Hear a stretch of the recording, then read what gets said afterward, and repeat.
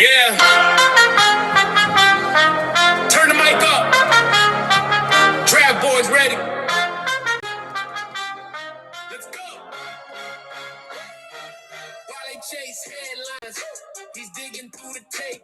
First string grind, every snap, every rep, everybody talking first round, same names again.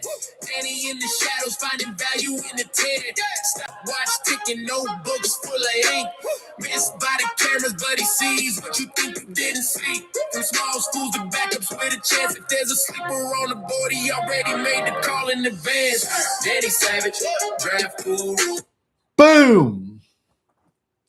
Greetings from YouTubeville. Once again, Danny Savage, Draft Guru. If you like the video, subscribe, give it a like, hit the hyper button.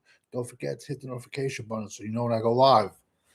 Listen, bro, the kid I'm going to be talking about now is the perfect definition of a sleeper. And his name is Maelin Klein, tight end. Before I get rocks thrown at me, I know there's certain fan bases that hate players from Michigan, but you got to realize players from Michigan do succeed in the NFL, just not the ones your draft department drafts. Don't hate the player, hate your scouting department. So long story short, Maelin Klein, 6'6", 260, tight end for the University of Michigan. Now, if you just look at him off his production, especially this season, he only had 24 catches for 250 yards and 1 touchdown. And follow me, people. Michigan Wolverines could have had Tony Gonzalez as their tight end. They could have had Antonio Gates as that tight end. I'm trying to show like some good tight ends that the young cats know. Well, even though he hasn't done much, Kyle Pitts. The Michigan could have had Kyle Pitts. Here's one for the horse-faced Swifties. The Michigan could have had Kelsey at tight end. It wouldn't have helped. It wouldn't. Watching Michigan's passing game this year with Bryce Underwood, you should have been paid to have to watch the passing game. It was horrendous.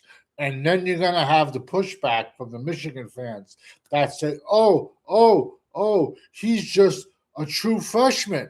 Yo, but when you paying these true freshmen $8-9 million, don't you expect him to walk out and just start lighting up touchdowns like Johnny Be Good? That's an old college football movie. It's kind of a comedy too. Very good movie. Very underrated college football movie. Johnny Be Good. And it shows about the recruiting process of how it was back then. Now it's just right up in the front. So listen, as of right now, if you looked off his tape, he's a blocking tight end. Another kid.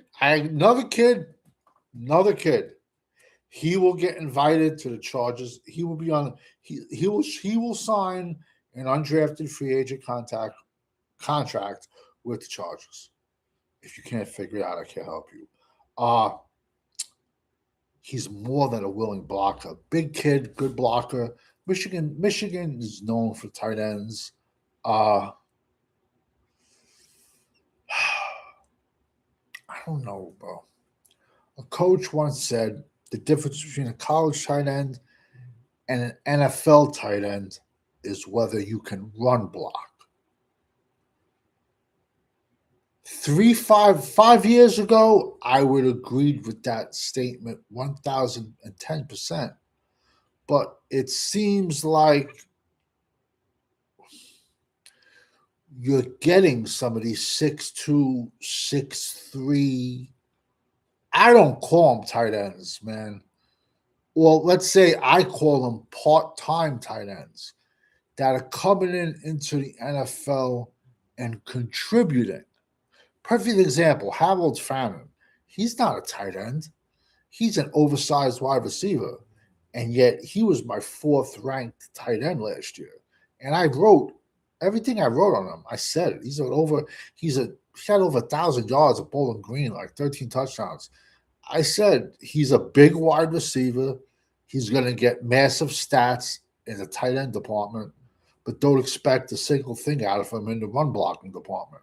And he had over 700 yards and about 6 touchdowns, I believe, for Cleveland. For Cleveland, imagine if he played with a good. Imagine. So it seems like, you know, you got Isaiah Likely, came out of Coastal Carolina.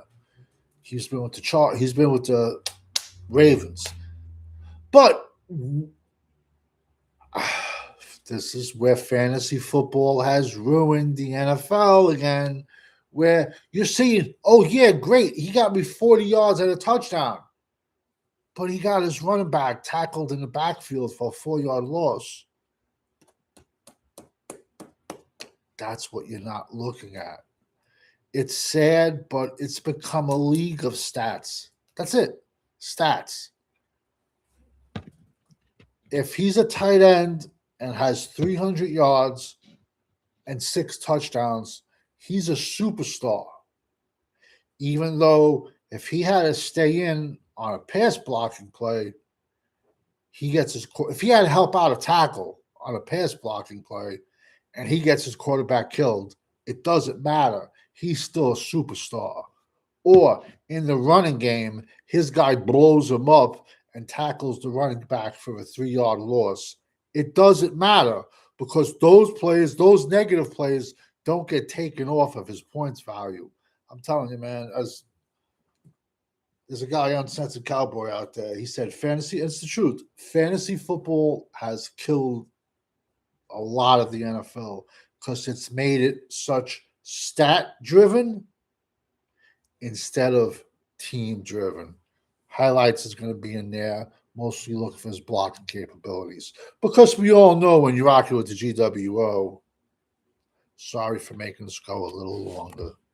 Peace.